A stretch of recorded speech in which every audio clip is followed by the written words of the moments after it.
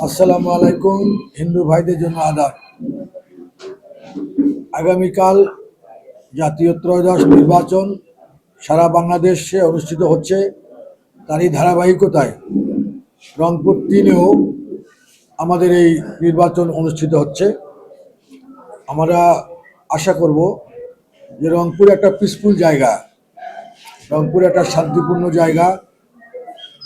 এই রংপুরে যেন একটা সুষ্ঠু নির্বাচনের নজির আমরা স্থাপন করতে পারি, সেজন্য আমি সব দলকে অনুরোধ করব আমরা নির্বাচন আচরণবিধি মেনে যেন সবাই নির্বাচন করি।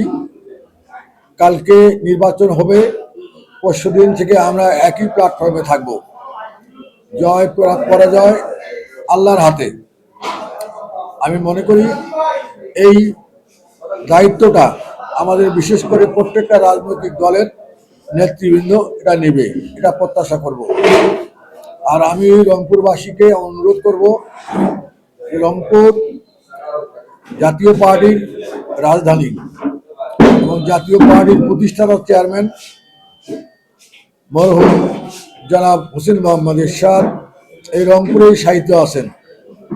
আমরা এই সম্মান অক্ষুণ্ণ তার প্রতি শ্রদ্ধা এবং সম্মান অক্ষুণ্ণ রাখার জন্য আমি দলমত নির্বিশেষে, বিশেষ করে যারা স্বাধীনতার পক্ষের শক্তি, আমি বিএনপি, জাতীয় পার্টি, আমাদের যারা আওয়ামী লীগ সহ অন্যান্য স্বাধীনতার পক্ষের শক্তি যে দলগুলো আছে, সকলকে আমি অনুরোধ জানাবো যে দলমত নির্বিশেষে আপনারা লাঙ্গল প্রতীকে ভোট দেবেন, এটা প্রত্যাশা করব, যাতে আমরা রংপুরের এই সম্মানটা আমরা ধরে রাখতে পারি।